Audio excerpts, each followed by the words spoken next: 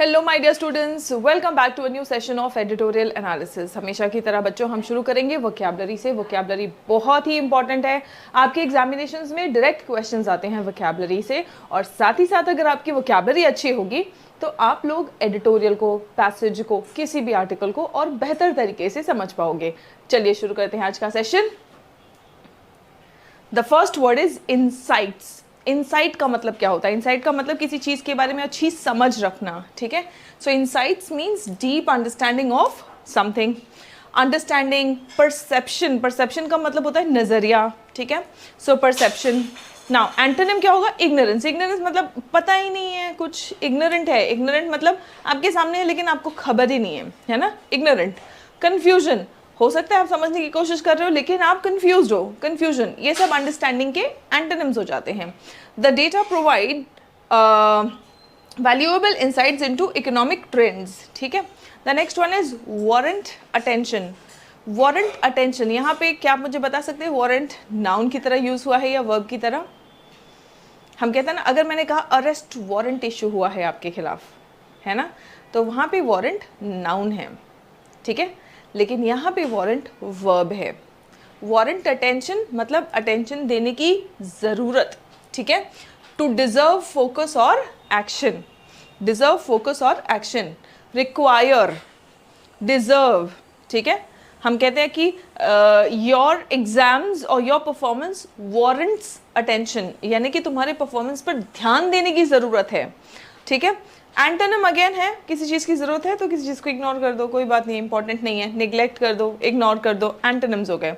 The slow growth warrants attention from policy makers. जो growth slow चल रहा है ना, ये पॉलिसी मेकर्स का ध्यान जाना चाहिए उस पर। पॉलिसी मेकर्स को स्लो ग्रोथ पर ध्यान देने की ज़रूरत है। वारंट अटेंशन मतलब ध्यान देने की ज़रूरत है, ठीक है। किस चीज़ पर ध्यान देने की ज़रूरत है? जो स्लो ग्रोथ हो रहा है उस पर। The next one is robust. बच्चों ये एक एडजेक्टिव है, ठीक है। Now robust means strong, strong and healthy. Vigorous, यहाँ पे आप देखेंगे विगर, विगर का मतलब होता है एनर्जी, ठीक है। विगरस, विगर नाउन है, OUS लग गया तो ये एडजेक्टिव बन गया, ठीक है। रेजिलियंट, रेजिलियंट का मतलब क्या होता है? कोई भी तूफान झेल जाना। रेजिलियंट मतलब आपके अंदर इतनी क्षमता है कि आप कोई भी बुरी परिस्थिति को झेल जा रहे हो, रेजिलियंट हैं आप, ठीक है। अप्स एंड डाउन्स कोई भी हो रहा है तो भी आप स्ट्रांग बने रह रहे हैं, तो वो रेजिलियंट है। अगर अच्छा टाइम आया सब स्ट्रांग रह लेते हैं, लेकिन बुरे टाइम में भी जो स्ट्रांग रह पाए वो है रेजिलियंट, ठीक है। एंटोनिम क्या होगा?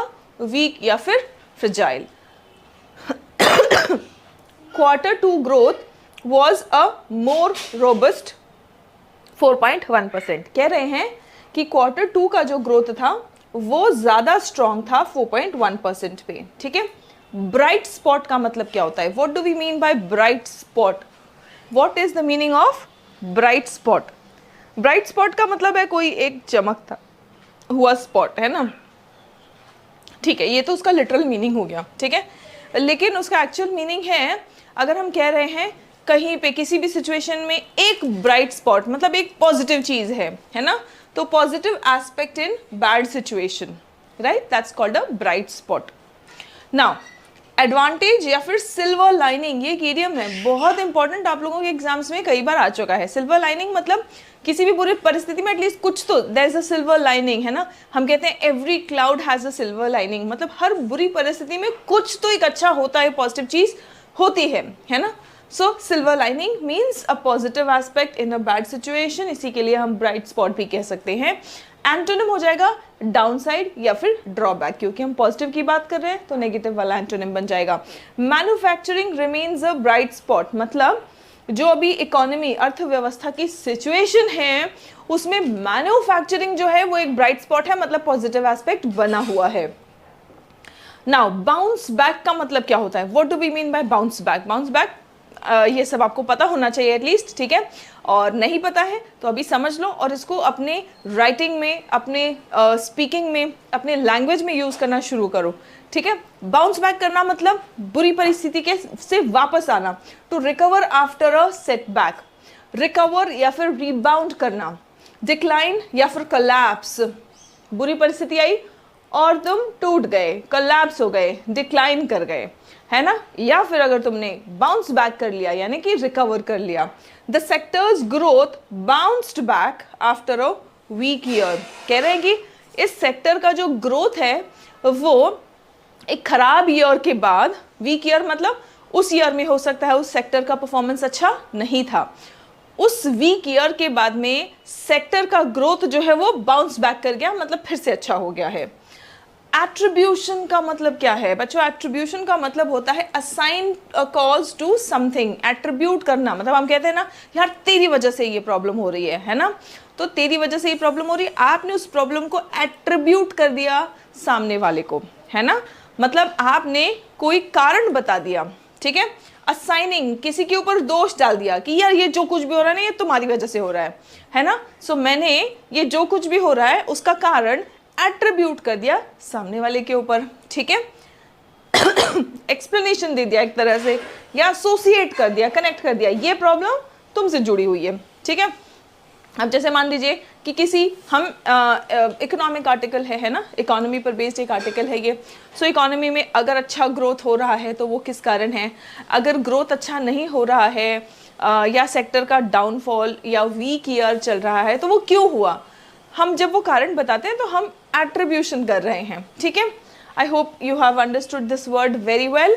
सेंटेंस देखेंगे तो और अच्छे से समझ आ जाएगा, ठीक है। एंटोनिम क्या है? डिनाइल, डिनाइल या फिर सेपरेशन, ठीक है। Some of the slow down was attributed, देखो थोड़ा सा जो स्लो डाउन है वो एट्रीब्यूट किया गया, मतलब कारण बताया गया, क्या कारण बताया गया? टू मॉनसून इफेक्ट्स, जो मॉनसून इफेक्ट्स है उस पर ये स्लो ग्रोथ का थोड़ा सा इल्जाम डाला गया, कारण बताया गया, एट्रीब्यूट किया गया, ठीक है। चलिए the next one, shore up. What do we mean by shore up? Shore up करना मतलब सपोर्ट करना, ठीक है, किसी चीज को सहारा देना, सपोर्ट करना, राइट।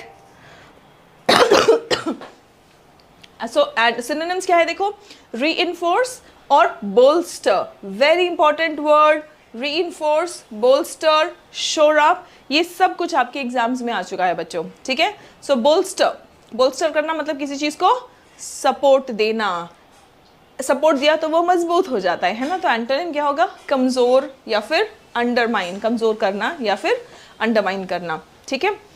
मेजर्स आर नीडेड, कदम लेने की जरूरत है, measures are needed to shore up mineral security, mineral security को मजबूत बनाना, स्ट्रेंथन बनाने के लिए मेजर्स यानी कि कोई कदम उठाने की जरूरत है, मेजर्स आर नीडेड, ठीक है। अपेरेंट, अपेरेंट का मतलब क्या है? ये भी एक एडजेक्टिव है बच्चों, ठीक है। अपेरेंट, अपेरेंट मतलब जैसा दिख रहा है, जरूरी नहीं है कि जो दिख रहा है वही है, ठीक है, लेकिन एटलीस्ट जैसा दिख रहा है, क्लियरली विजिबल और अंडरस्टूड, ऑब्वियस, जो चीज़ ऑब्वियस है, जो चीज़ सामने सामने ही दिख रही है, ठीक है। एविडेंट, नाउ एंटोनिम क्या होगा? जो चीज़ सामने दिख रही है तो उसका एंटोनिम होगा हिडन, अनक्लियर, ठीक है, कोवर्ट, अंडरकवर, सो ये सब इसके एंटोनिम्स हो जाएंगे। The apparent growth in manufacturing may not be real, apparent मतलब जो सामने दिख रहा है, कह रहे हैं कि मैन्युफैक्चरिंग में जो ग्रोथ दिख रहा है जरूरी नहीं है वो रियल हो, ठीक है। The apparent growth in manufacturing may not be real, right, ठीक है, समझ आ गया? वंडरफुल, बहुत बढ़िया। चलो, at face value students, all the vocabulary that you are learning, आप लोगों को ये वोकैबुलरी जैसे आपने सीखा ना, सेशन के एंड में जो भी आपको वोकैब याद आता है, ठीक है, वो वोकैब और उसका मीनिंग आपको कमेंट ज़रूर कर देना है, चाहे वोकैब और उसका मीनिंग, चाहे वोकैब को यूज़ करके एक सेंटेंस बना के कमेंट कर दो। आई गारंटी यू, अगर आप ये एक्सरसाइज करते हैं आप वोकैबुलरी कभी नहीं भूलेंगे, जो सीख लिया फिर वो आपके दिमाग में छप जाएगा, ठीक है, बिकॉज अभी आप सुन रहे हो, सुनी हुई चीज़ बहुत जल्दी हम कई बार भूल जाते हैं, ठीक है, लेकिन जब आप जो सीखा है आपने उसको लेके अगर आप कुछ एक्टिविटी कर देते हैं, that thing gets stuck in your memory for a longer time. So that is why if you use these vocabulary in a sentence and write down the sentence, that is a check for you also and for me also कि हाँ ठीक है बच्चों ने चलो ये word सीखा है, या ये इनको अच्छे से समझ आ गया है, या ये याद है और इसका सेंटेंस ये बना पा रहे हैं. ठीक है, मुझे भी पता चल जाता है और आप लोगों के लिए भी ये बहुत ही हेल्पफुल है. ठीक है, चलिए. एट फेस वैल्यू, अपेरेंट जैसा ही मीनिंग है इसका, है ना. एट फेस वैल्यू मतलब जो चेहरा देख के लग रहा है ना. At face value, accepting as true without deeper analysis, है ना. मतलब जो दिख रहा है वही देख के आपने मान लिया, ज़्यादा आप डिटेल में एनालिसिस या कुछ नहीं कर रहे हैं. ठीक है, अज्यूम कर लेना, हमने मान लिया, है ना. जैसे कोई बहुत सुंदर दिख रहा हो तो आपने देख लिया और मान लिया अरे यार ये तो बहुत सुंदर, ये बहुत अच्छी होगी, तो आपने क्या किया, एट फेस वैल्यू उसको जज कर लिया, है ना. अज्यूम करना, बिलीव करना, ज़्यादा आपने नहीं देखा कि हाँ ठीक है कैसा है उसका नेचर एंड ऑल, ठीक है सुंदर है तो मान लिया अच्छी है. ठीक है. क्वेश्चन और स्क्रूटनाइज, क्वेश्चन या स्क्रूटनाइज, राइट. लेकिन वहीं पे अगर तुम्हारे घर वाले बोल दें कि भाई देखो ये लड़की हम देख रहे हैं या ये लड़का हम देख रहे हैं, इससे तुम्हारी शादी कराएंगे, ठीक है, फिर तुम बोलोगे अच्छा ठीक है दिख तो अच्छी रही है, थोड़ा सा इसको स्क्रूटनाइज कर लेते हैं, कुछ क्वेश्चन पूछ लेते हैं, देख लेते हैं कि हमारे साथ में इसकी कंपैटिबिलिटी होगी कि नहीं होगी, है ना. तब आप क्वेश्चन करने लगते हो, स्क्रूटनाइज करने लगते हो और गौर करने लग जाते हो. ठीक है. So question of scrutinise, the data should not be taken at face value. कह रहे हैं कि जो भी डेटा दिख रहा है ना वो एट फेस वैल्यू मतलब जैसे ही दिख रहा है वैसे ही नहीं मान लेना है. देखना है कि जो अगर ग्रोथ दिख रहा है, पॉजिटिव दिख रहा है, तो वो वाकई में पॉजिटिव है या सिर्फ दिख रहा है. ठीक है. चलिए the next one, implications. what do we mean by implication? implication मतलब परिणाम, consequence. ठीक है, likely effects और consequences, outcomes. ठीक है, repercussions, ये सब कुछ इसके synonyms हैं. ठीक है. एंटोनिम क्या होगा, रिजल्ट का एंटोनिम होता है cause. ठीक है, कारण, beginning, शुरुआत. ठीक है. weak growth has worrying implications. अगर ग्रोथ जो है ये वीक होगा, कमज़ोर होगा, तो वरिंग इम्प्लीकेशन मतलब परिणाम, वरिंग इम्प्लीकेशंस मतलब चिंताजनक परिणाम होंगे इसके अगर जो ग्रोथ है वो वीक रहा तो. Week growth has worrying implications for jobs. अगर ग्रोथ ज़्यादा नहीं होगा तो जॉब क्रिएशन कम होगा. देखो वरिंग क्यों है, जो सिर्फ ये नहीं कि जॉब कम क्रिएट होगा, जॉब कम क्रिएट होगा ये एक साइकिल की तरह होता है. ठीक है. ग्रोथ कम है मतलब जो विकास है या आप कह सकते हैं चाहे कंस्ट्रक्शन हो चाहे मैन्युफैक्चरिंग हो, है ना, किसी भी चीज़ का ग्रोथ अगर कम है मतलब आप ये समझो कि नई कंपनियां कम बन रही है ना, या नया काम कम आ रहा है. अब नया काम अगर कम आएगा तो जॉब्स भी कम होंगे, जॉब्स कम होंगे तो लोग बेरोज़गार ज़्यादा होंगे और उनके पास पैसे नहीं होंगे. लोगों के पास अगर पैसे नहीं होंगे तो वो मार्केट में निकल के स्पेंड नहीं करेंगे, कुछ खरीदेंगे नहीं. आप सोचिए अगर आपके पास पैसे होंगे तभी आप घर, गाड़ी, कपड़े, खाना पीना, घूमना फिरना सब करते हो. जब आपके पास पैसे नहीं होते तो आप सोचते हो यार चलो ठीक है कोई बात नहीं अभी तो नहीं है, आप प्लान पोस्टपोन कर देते हैं. अगर पब्लिक स्पेंड कम करेगी तो ग्रोथ जो है वो और कम हो जाएगा, डिमांड कम होगा और डिमांड और कम होने की वजह से चीज़ें और ख़राब होनी शुरू हो जाती है. तो ये सब एक स्पाइरल की तरह होता है ना. तो इसीलिए कह रहे हैं कि वीक ग्रोथ अगर दिख रहा है हमें तो उसके नीचे बहुत सारे वरिंग चिंताजनक इम्प्लीकेशंस, परिणाम हैं. ठीक है, I hope you get that. चलिए शुरू कर आगे बढ़ते हैं नेक्स्ट वर्ड पे, slack. What do we mean by slack? Slack का मतलब होता है एक्टिविटी या एनर्जी नहीं है. स्लैक मतलब ढीला. ठीक है. स्लैक लैकिंग एक्टिविटी और एनर्जी, वीक है, स्लो है. ठीक है. एंटोनिम क्या होगा, एक्टिव एंड एनर्जेटिक. चलिए सेंटेंस देखते हैं.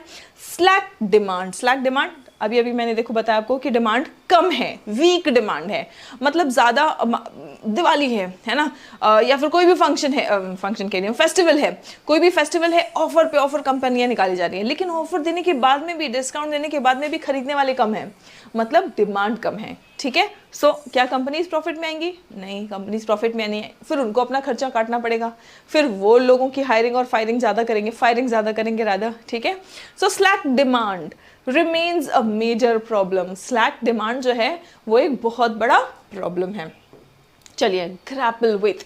ग्रैपल विथ मतलब स्ट्रगल करना, to deal with a problem. Grapple with मतलब बहुत जद्दोजहद करना किसी प्रॉब्लम से, किसी प्रॉब्लम को हैंडल करने के लिए. ठीक है. स्ट्रगल करना, टैकल करना. एंटोनिम में अवॉइड करना. ठीक है. देखो जब भी कोई प्रॉब्लम किसी के भी सामने आता है तो उसके सामने दो ऑप्शन होता है, एक उसको इग्नोर कर दो, छोड़ हमें क्या करना, ठीक है। एक कुछ लोग उससे लड़ने की कोशिश करते हैं, उसे हैंडल करने की, उसे टैकल करने की कोशिश करते हैं। They try to grapple with the problem and solve it, ठीक है। Policy makers continue to grapple with low demand. Policy makers का जद्दोजहद चल रहा है लो डिमांड के साथ में, वो अभी भी मतलब चल रहा है। Policy makers continue to grapple with. ना students, we have our application. Name of the application is Serene Pathshala. Google Play Store पर आपको ये एप्लीकेशन मिल जाएगा। आपके पास दो बैचेस क्लियरली होते हैं, ठीक है। एक तो है कंप्लीट इंग्लिश फाउंडेशन बैच। अगर आप किसी एग्जाम की तैयारी कर रहे हैं, किसी भी एंट्रेंस एग्जाम की, ये कंप्लीट इंग्लिश फाउंडेशन बैच, इस बैच का नाम ही ऐसा इसलिए है क्योंकि आप किसी भी एग्जाम, चाहे डिफेंस हो, एसएससी, बैंक, किसी भी वन डे कॉम्पिटिटिव एग्जाम की आप तैयारी कर रहे हो, आपको इन डिटेल ग्रामर की ज़रूरत पड़ती है, lot of practice with grammar. भले ही आप इंग्लिश ना बोल पाएँ लेकिन आपके कॉन्सेप्ट सारे क्लियर होने चाहिए, वोकैबुलरी अच्छी आनी चाहिए, आप मन ही मन पढ़ के कम से कम अपना पैसेज सॉल्व कर पाओ, क्लोज टेस्ट और पैराजम्पल्स के क्वेश्चन सॉल्व कर पाओ, ठीक है। तो उसके लिए बहुत सारा कॉन्सेप्ट और बहुत सारा प्रैक्टिस की ज़रूरत होती है। वो सब कुछ ये कंप्लीट इंग्लिश फाउंडेशन बैच में अवेलेबल है। आप अपने एग्जाम के टाइमलाइन के अकॉर्डिंग बैच ले सकते हैं। इसमें 200+ आवर्स का कंटेंट आपको मिल जाएगा बच्चों। 200 घंटों से भी ज़्यादा का कंटेंट आपको जैसे एनरोल करेंगे वैसे मिल जाएगा, ठीक है। और आप अपने शेड्यूल, अपने टाइम टेबल के अकॉर्डिंग टॉपिक वाइज सीख सकते हैं और प्रैक्टिस कर सकते हैं, ठीक है। अब आ जाता है स्पोकन इंग्लिश। मान लीजिए कि आपको सिर्फ अपना बातचीत, अपना कॉन्फिडेंस, अपना कम्युनिकेशन स्किल्स इंप्रूव करना है, तो उसके लिए ग्रामर की हर डिटेल को पढ़ने की जरूरत नहीं है। आपको कोई एग्जाम थोड़ी देना है, आपको तो बस इंग्लिश बोलने सीखना है, सेंटेंसेस बनाने आना चाहिए। तो जो बेसिक कॉन्सेप्ट्स रिक्वायर्ड होता है, बेसिक कॉन्सेप्ट्स फॉर स्पीकिंग, वो आपको यहाँ पे सिखाया जाता है और उसी चीज़ को बहुत सारा प्रैक्टिस कराया जाता है, ठीक है। वो होगा आपके spoken English zoom express live batch में, ठीक है बच्चों। अब आ जाते हैं अपने आर्टिकल पे।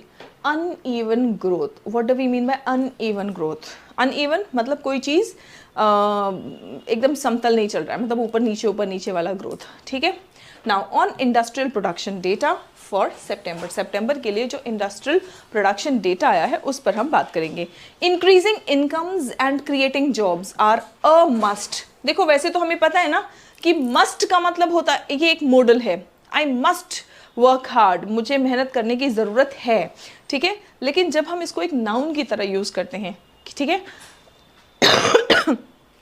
जब एक नाउन की तरह यूज़ करते हैं तो आपको दिखेगा कि मस्ट के सामने एक आर्टिकल आएगा और ये सिर्फ तभी होगा जब ये नाउन की तरह यूज़ होता है, याद रखना, ठीक है। तो इनकम बढ़ाना लोगों की बहुत ज़रूरी है और जॉब्स भी क्रिएट करना, जो ऑलरेडी जॉब कर रहे हैं तो उनका इनकम बढ़ाना भी बहुत ज़रूरी है, और जिनके पास जॉब नहीं है उनके लिए जॉब्स क्रिएट करना ये भी बहुत ज़रूरी है, ताकि डिमांड जो है वो बूस्ट हो सके। डिमांड मतलब भाई जो भी हम बना रहे हैं, जो भी प्रोडक्ट्स हम बना रहे हैं, घर बना रहे हैं, प्रोडक्ट्स बना रहे हैं, सर्विसेज क्रिएट कर रहे हैं, तो उनके खरीदार भी तो होने चाहिए।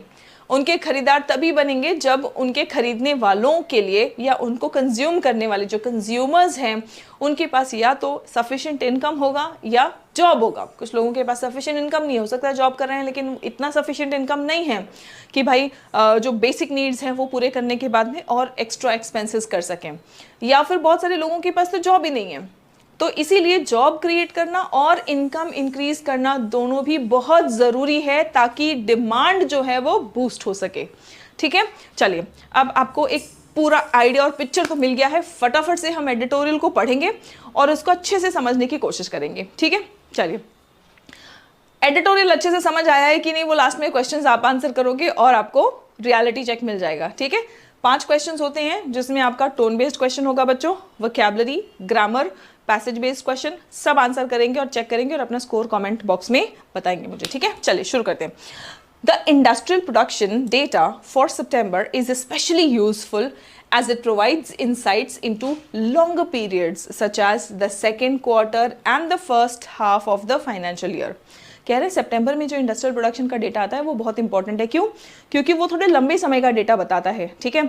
एक तो सेकेंड क्वार्टर का डेटा बताता है ना, और दूसरे सितंबर मतलब आधा साल निकल चुका है, तो आधे साल में क्या हुआ है वो हमें एक अच्छा सा डीप इंसाइट देता है ना, डीप अंडरस्टैंडिंग देता है आधे साल में क्या हुआ है, ठीक है। So yes, let's continue from where we took a halt. My baby fell down and he had started crying, so I had to go. चलिए, so and the first half of the financial year, the news is not all bad, ठीक है, but there are areas that warrant attention. कह रहे हैं कि ये जो खबर है ये ऐसा नहीं है कि सब बुरा ही बुरा हो रहा है. The news is not all bad, लेकिन देर आर एरियाज, कुछ ऐसे क्षेत्र हैं जहाँ पर ध्यान देने की बहुत ज़रूरत है, वारंट अटेंशन, ध्यान देने की ज़रूरत है ना. But there are areas that warrant attention when looked at on a half yearly basis. अगर हम आधे साल पर जो हम है ना, मिड ईयर के हिसाब से अगर हम देखेंगे, हाफ ईयरली बेसिस पे अगर हम देखेंगे, the IIP data for April to September show that industrial growth was the slowest. दिखा रहा है कि इंडस्ट्रियल ग्रोथ जो है वो सबसे स्लो था इन द लास्ट 5 years. वो भी सिर्फ इतने अप्रैल से सितंबर के बीच में नहीं, पूरे पिछले 5 साल में स्लोएस्ट इंडस्ट्रियल ग्रोथ रहा है at just 3%. The half yearly growth is well above that. आधे साल का अगर आप ग्रोथ देखेंगे तो वो उससे काफ़ी ऊपर है, is well above what it should be, है ना, जो होना चाहिए उससे काफ़ी ऊपर है. However, quarterly growth shows that things are improving. लेकिन अगर आप quarterly growth देखेंगे तो आपको लगेगा, दिखेगा, समझ में आ जाएगा कि हाँ ठीक है यार, things धीरे धीरे improve हो रहे हैं. Quarterly growth shows that things are improving.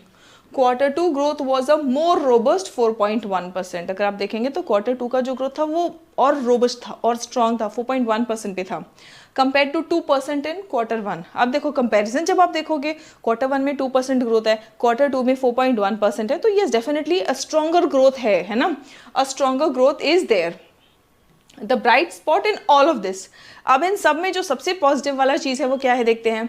The bright spot in all of this, at least on the surface, कह रहे हैं कम से कम ऊपर ऊपर से देखने पर जो सबसे ब्राइट स्पॉट, मतलब जो सबसे पॉजिटिव चीज़ दिख रही है वो क्या है, has been the manufacturing sector. ठीक है, it has been the manufacturing sector. In September, it grew by 4.8%. सितंबर में अगर आप देखेंगे तो वो 4.8% पर ग्रो किया है. The second highest in this financial year. इस financial year में second highest है ये. On a quarterly basis, the July to September 2025 quarter saw the manufacturing sector grow by a relatively strong 4.9%. ठीक है, the fastest quarterly growth it has seen since the quarter ended December 2023. मतलब December 2023 के बाद सबसे fastest growth जो अभी देखने को मिला है वो है मैन्युफैक्चरिंग सेक्टर में. ठीक है, 4.9% का. नाउ स्टूडेंट्स रिमेंबर, जब भी आपको नंबर्स वगैरह दिया जा रहा है और एक्सप्लेन किया जा रहा है कि देखो ये ऐसा हुआ, ये ऐसा हुआ है, तो टोन ऑफ द पैसेज कैसा होता है, एनी आइडिया? कमेंट करके बताओ मुझे, टोन ऑफ द पैसेज क्या लग रहा है आपको. देखो, जब भी नंबर्स यूज़ करके एनालिसिस किया जा रहा है तो टोन एनालिटिकल है. अब एनालिटिकल के साथ में और कैसा है, खाली नंबर बता के छोड़ दे रहे हैं वहीं पे, या नंबर बता के वो बता रहे हैं कि नहीं नहीं यहाँ पे ध्यान देने की ज़रूरत है, यहाँ पे इम्प्रूवमेंट की ज़रूरत है. ठीक है, ये चीज़ अच्छा है, लेकिन ये भी करना ज़रूरी है ना. तो मतलब क्या, हम ज़रूरी है, ये करना ज़रूरी है, मतलब हम कहीं ना कहीं बता रहे हैं कि यहाँ कमी है, यहाँ पे ध्यान देने की ज़रूरत है.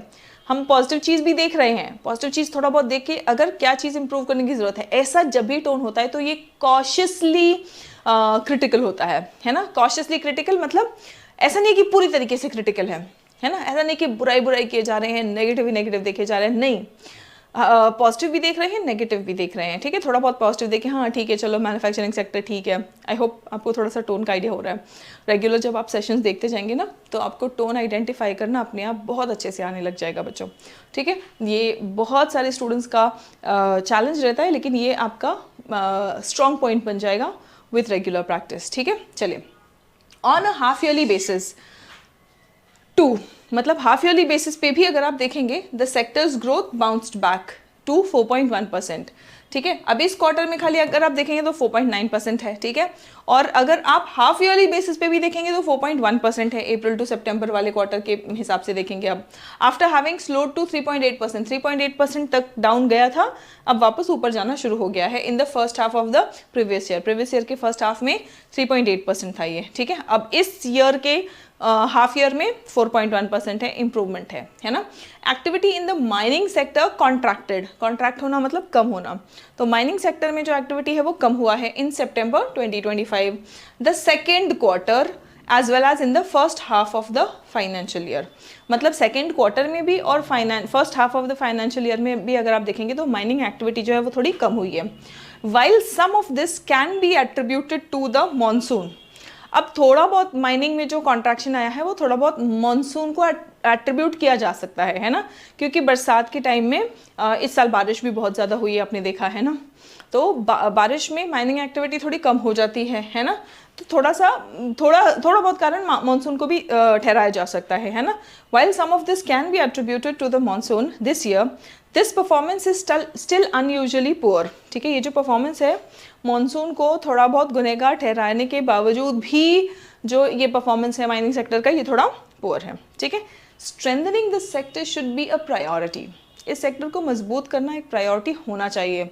To shore up India's energy and strategic mineral security. Shore up मतलब मजबूत बनाना। इंडिया की एनर्जी और स्ट्रैटेजिक मिनरल सिक्योरिटी को मजबूत बनाने के लिए इस सेक्टर को स्ट्रॉन्ग करना बहुत ज़रूरी है।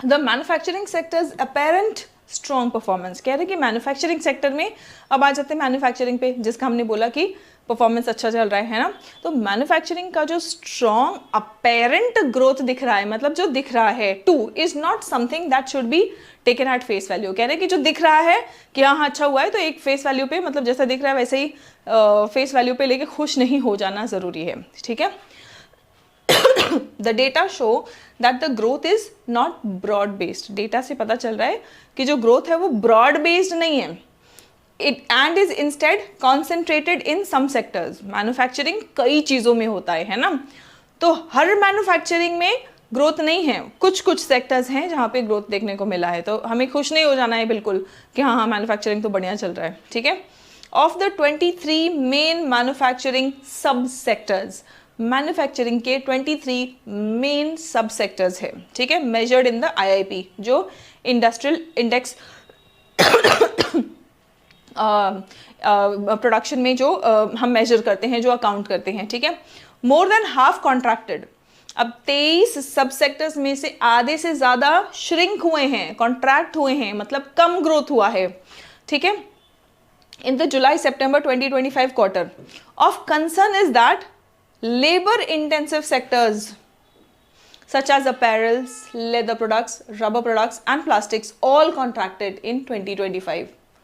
अब ये एक चिंता की बात है। लेबर इंटेंसिव मतलब जहाँ पे ह्यूमन इन्वॉल्वमेंट है, जहाँ पे मैन पावर चाहिए, है ना, ये सभी सेक्टर्स कौन से हैं? अपैरल्स, ठीक है, leather products, rubber products, plastics, इन सब में श्रिंक हुआ है, कॉन्ट्रैक्ट हुआ है। ठीक है, all contracted in September 2025 quarter. The sectors that grew include wood products, mineral products, basic metals and fabricated metal products, many of which are more capital intensive. इनमें ज़्यादातर capital intensive ज़्यादा है ये, है ना। If this trend persists, अगर यही चलता रहा कि लेबर इंटेंसिव वाले श्रिंक हो रहे हैं, कैपिटल इंटेंसिव वाले जो सब सेक्टर्स हैं मैन्युफैक्चरिंग के वो बढ़ रहे हैं, अगर ये ट्रेंड चलता रहा, इफ दिस ट्रेंड परसिस्ट करना मतलब टिके रहना, चलते रहना, है ना, it could have negative implications. अगर ये ट्रेंड चलता रहा तो इसका नेगेटिव परिणाम, कॉन्सिक्वेंस, रेपरकशंस हो सकता है, इम्प्लीकेशंस हो सकता है फॉर जॉब क्रिएशन। किसके लिए? जॉब क्रिएशन के लिए, क्योंकि यहाँ पे तो पैसा लगाना है। वहाँ पे जो लोग काम कर रहे हैं, जिनका रोजगार जा रहा है, अगर वो सेक्टर्स कम होंगे तो वहाँ पे रोजगार बहुत सारे लोगों का जाएगा। ठीक है, तो इसका बुरा परिणाम किसके लिए होगा? जॉब क्रिएशन के लिए एंड वारंट्स अटेंशन, और इसीलिए इस चीज पर ध्यान देने की जरूरत है। ठीक है, the other troubling aspect of the data, जो दूसरा चिंताजनक बात है इस डेटा के बारे में, the other troubling aspect of this data is that the consumer non durables sector has contracted for the last 6 consecutive quarters. पिछले 6 महीने नहीं, क्वार्टर्स पिछले 6 कॉन्जिक्यूटिव क्वार्टर्स में ये जो कंज्यूमर नॉन ड्यूरेबल सेक्टर है ये कॉन्ट्रैक्ट हुआ है। While some of these are essential items, ठीक है, such as salt, edible oils, others are of discretionary spending. What do we mean by discretionary? Discretionary मतलब मर्जी के हिसाब से स्पेंड करते हैं। ठीक है, अगर कोई चीज़ खरीदना है तो लिया, नहीं तो नहीं लिया। लेकिन सॉल्ट ये नेसेसरी है, एडिबल ऑयल्स ये नेसेसरी है, बेसिक है ना, ये ज़रूरी है, ये चाहिए ही चाहिए ये प्रोडक्ट्स, ठीक है। डिस्क्रेशनरी स्पेंडिंग मतलब ठीक है, आपके विश के ऊपर है, आपके विल के ऊपर है, आपकी इच्छाओं के ऊपर है, आपकी मर्जी के ऊपर है बेसिकली डिस्क्रेशनरी स्पेंडिंग, ठीक है। मन किया तो स्पेंड किया, मन किया तो नहीं। लेकिन खाना, कपड़ा, मकान, ये सब ऐसा तो नहीं है ना कि मन किया तो घर में रह लिया, नहीं तो चलो ठीक है आज हम बाहर, मतलब घर के बाहर घूमने फिरने वाला बाहर नहीं, बिना घर के रह लेना, ठीक है। सो घर, रोटी, कपड़ा, मकान, ये सब क्या है, ये हमारी बेसिक नेसेसिटीज़ है। इसके अलावा ऊपर जो सारे खर्च होते हैं वो डिस्क्रेशनरी स्पेंडिंग होती है ना। आई होप ये भी आपको क्लियर हो गया है। चलिए, much of this is because of the base effect, ज़्यादातर अगर आप देखेंगे तो बेस इफेक्ट की वजह से है, ठीक है। But slack demand has been a problem that policy makers have been grappling with. लेकिन स्लैक डिमांड मतलब ये जो वीक डिमांड है, इससे पॉलिसी मेकर जो भी पॉलिसी मेकर्स हैं ये बहुत जद्दोजहद कर रहे हैं, they are grappling with it, ठीक है, for some time.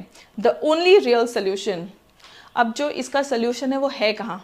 The only, सिर्फ एक लौता, एक मात्र, और वो भी sorry excuse me, so only solution जो इसका है, और वो भी रियल सोल्यूशन जो एक्चुअल में काम करेगा, है ना। The only real solution lies in increasing incomes and creating jobs.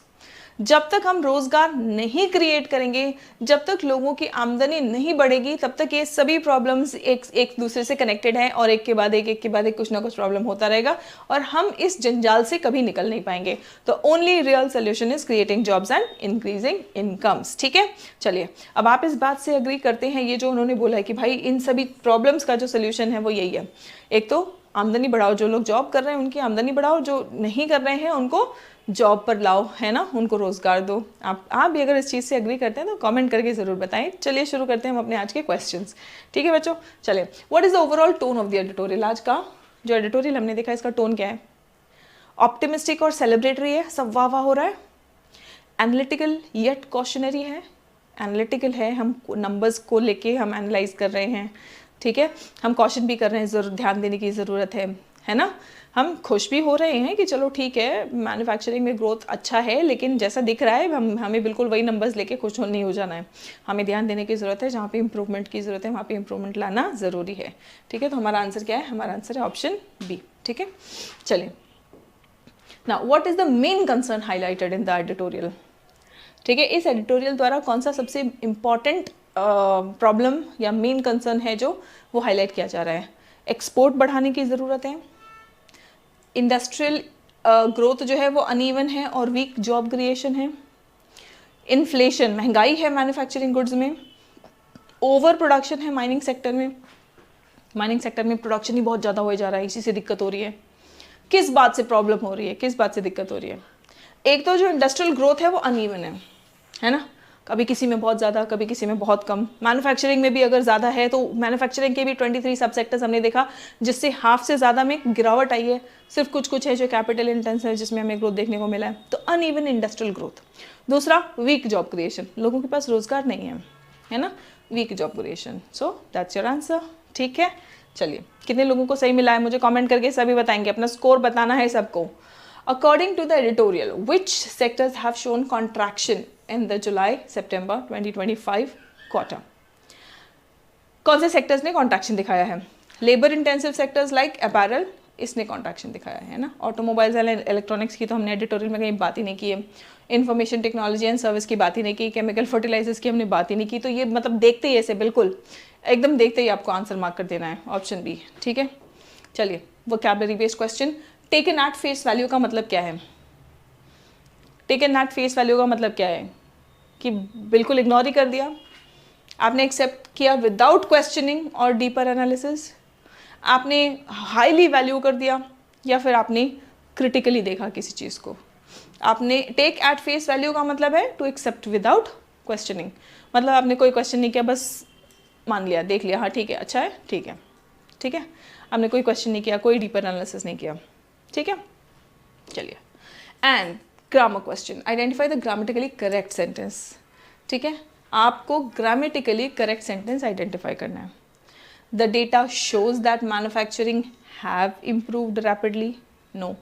The data show that manufacturing has improved rapidly. देखो यहाँ पे गड़बड़ क्या है, मैन्युफैक्चरिंग सेक्टर, एक सेक्टर की हम बात करें तो यहाँ पे हमें हैज़ यूज़ करना है, ठीक है। और दूसरे यहाँ पे डेटा प्लूरल है, इसका सिंगुलर क्या होता है कमेंट करके बताना मुझे, ठीक है। द डेटा शो, यहाँ पे हमें प्लूरल वर्ब यूज़ करना है। The data show that manufacturing has, ये दोनों गलतियाँ जो थी वो इसमें निकल गई हैं। द डेटा शोज़ गलत, the data show that manufacturing have गलत। सो हमारा करेक्ट सेंटेंस क्या है, ऑप्शन बी।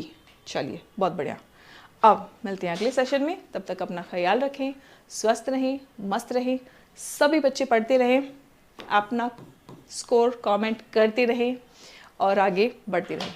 जय हिंद एवरीवन।